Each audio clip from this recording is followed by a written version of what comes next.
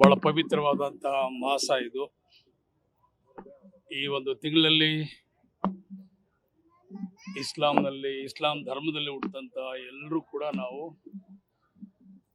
ಹಜ್ಗೆ ಹೋಗುವಂಥದ್ದು, ಹಜ್ ಯಾತ್ರೆಯನ್ನು ಮುಗಿಸುವಂಥದ್ದು ಇದರ ವಿಶೇಷತೆ.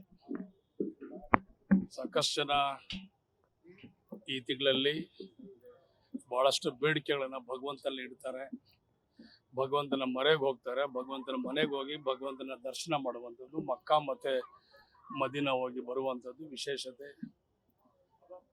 ಈ ಒಂದು ಬಕ್ರೀದ್ ಹಬ್ಬದ ಒಂದು ವಿಶೇಷತೆ, ನಮ್ಮ ಪೈಗಂಬರ್ ಮೇಲೆ ಅನೇಕ ಸತ್ವ ಪರೀಕ್ಷೆಗಳನ್ನು ಭಗವಂತ ಕೊಡ್ತಾನೆ. ಅನೇಕ ರೀತಿಯಲ್ಲಿ ಅವರೆಲ್ಲರೂ ಕೂಡ ವಿವಿಧ ರೀತಿಯಲ್ಲಿ ಪರೀಕ್ಷೆಯನ್ನು ಮಾಡ್ತಾನೆ. ಆ ಪರೀಕ್ಷೆಗಳನ್ನು ನಾವಿವತ್ತು ಅವರ ಅನುಯಾಯಿಗಳಾಗಿ ನಾವೆಲ್ಲರೂ ಕೂಡ ಅದನ್ನು ಪಾಲನೆಯನ್ನು ಮಾಡ್ತಾ ಇದ್ವಿ. ಒಂದು ಉದಾಹರಣೆ ಏನು ಅಂತ ಹೇಳಿದ್ರೆ, ಭಗವಂತ ಅವರ ಕನಸಲ್ಲಿ ಬಂದು ಅವರ ಮಗನನ್ನೇ ಬಲಿ ಕೇಳ್ತಾರೆ. ಅವ್ರಿಗೆ ಗೊತ್ತಾಗೋದಿಲ್ಲ. ಆ ಸಂದರ್ಭದಲ್ಲಿ ಅವರು ಪ್ರಾಣಿಗಳ ಬಲಿ ಕೊಡ್ತಾರೆ, 100 ಕೊಡ್ತಾರೆ, 1000 ಕೊಡ್ತಾರೆ. ಆದರೆ ಭಗವಂತ ಒಪ್ಪಿಗೆ ಆಗೋದಿಲ್ಲ. ಸೊ ಕೊನೆಗೆ ಭಗವಂತನೇ ಬರ್ತದೆ, ನಿನಗೆ ಅತೀ ಪ್ರೀತಿಯಾದಂಥ ವಸ್ತು ನನಗೆ ಬೇಕಾಗಿದೆ ಅಂತ ಆವಾಗ ಅವ್ರು ಅರ್ಥ ಮಾಡ್ಕೊಳ್ತಾರೆ. 80 ವರ್ಷದ ನಂತರ ಅವ್ರಿಗೆ ಮಗುವಾಗಿರ್ತದೆ, ಹಜರತ್ ಇಸ್ಮಾಯಿಲ್ ಶಾ ಅಂತ. ಸೊ ಅವರನ್ನ ಬಲಿ ತಗೊಳ್ಳೋಕೆ ಇದು ಮಾಡ್ತಾರೆ. ಆವಾಗ ಭಗವಂತನ ಆಜ್ಞೆಗೆ ನಾನು ಪಾಲನೆಯನ್ನು ಮಾಡಬೇಕು, ಭಗವಂತನ ಇದಕ್ಕೆ ನಾನೆಲ್ಲರೂ ಕೂಡ ಪಾತ್ರ ಆಗ್ಬೇಕಂತ ಹೇಳಿ ಮಗನ್ನೇ ಅವರು ಬಲಿ ಕೊಡೋಕ್ಕೆ ಹೊರಡ್ತಾರೆ.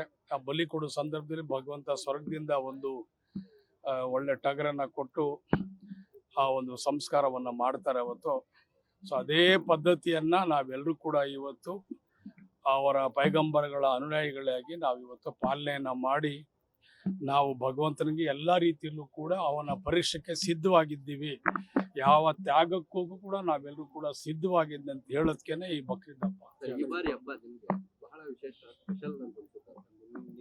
ನೀವು ಬೇಡ್ಕೊಂಡದ್ದು ಪ್ರಾರ್ಥನೆ ಫಲಿಸಿದೆ ಅಂತ ನೋಡಿ, ಎಲ್ರಿಗೂ ಆಸೆ ಇರ್ತದೆ.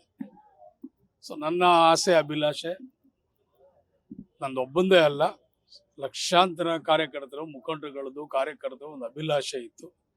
ಭಗವಂತ ಅದನ್ನು ಈಡೇರಿಸ್ತಾ ಇದ್ದಾನೆ. ನಾನು ಒಬ್ಬನೇ ಅಲ್ಲ, ನಾನು ಮೌನ ಮುರಿದು ಮಾತಾಡಿದ್ದೀನಿ, ಅವರು ಮೌನವಾಗಿ ಎಲ್ರಿಗೂ ಕೂಡ ಕೇಳಿದ್ದಾರೆ. ಯಾವಾಗ ಅದು ಮಾಧ್ಯಮದವ್ರಿಗೆ ಗೊತ್ತು, ಏನೆಲ್ಲ ಚರ್ಚೆಗಳಾಗ್ತಾ ಇದೆ, ಏನೆಲ್ಲ ಆಗ್ತದೆ ಅಂತ ಹೇಳಿ ಮಾಧ್ಯಮದವ್ರಿಗೆ ನನಗಿಂತ ಚೆನ್ನಾಗಿ ಗೊತ್ತಿದೆ. ಇವತ್ತು ರಿಸೈನ್ ಮಾಡ್ತಾರೆ ಸಿಎಂ ಅವರು ಅಂತ ಹೇಳೋದು, ಹಾಗಾದ್ರೆ ಯಾರು ನೆಕ್ಸ್ಟ್ ಅಲ್ಲ? ನಾನು ಹಬ್ಬದಲ್ಲಿದ್ದೀನಿ, ಹಬ್ಬ ಆಚರಣೆ ಮಾಡ್ತಾ ಇದ್ದೀನಿ. ಸೊ ಅವಲ್ಲಿ ನನಗೆ ಪೂರ್ತಿ ಮಾಹಿತಿ ಗೊತ್ತಿಲ್ಲ. ಅಲ್ಲ, ಹಬ್ಬನೇ ಬೇರೆ, ರಾಜಕಾರಣನೇ ಬೇರೆ.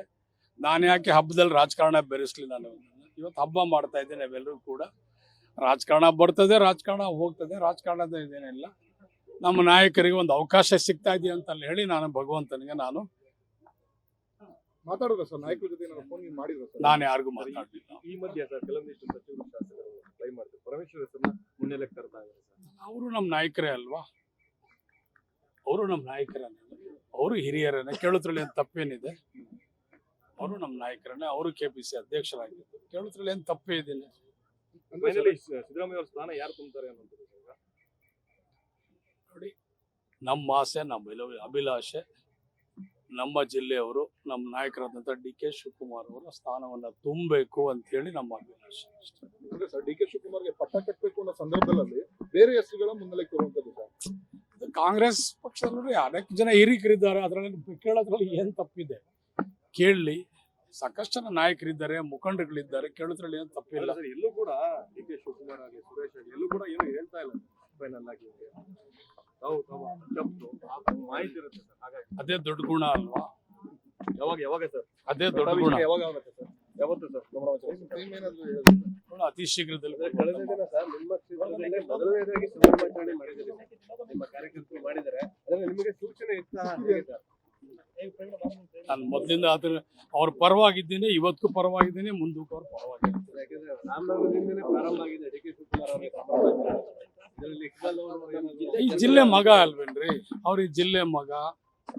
ಎಲ್ರಿಗೂ ಒಂದು ಈ ಜಿಲ್ಲೆಯಲ್ಲಿರುವಂಥ ಎಲ್ಲ ಜಾತ್ಯತೀತವಾಗಿ ಪಕ್ಷಾತೀತವಾಗಿ ಎಲ್ಲರೂ ಕೂಡ ಇಷ್ಟಪಡ್ತಾರೆ ನಮ್ಮ ಜಿಲ್ಲೆಯವರು, ನಮ್ಮವರು, ನಮ್ಮ ನಾಯಕರು ಅನ್ನೋದನ್ನ ಒಂದು ಆಸೆ ಅಭಿಲಾಷೆಯಿಂದ ಅವ್ರು ಮಾತಾಡ್ತಾರೆ. ಅದ್ರಲ್ಲಿ ಏನು ತಪ್ಪೇನಿದೆ ಅದು?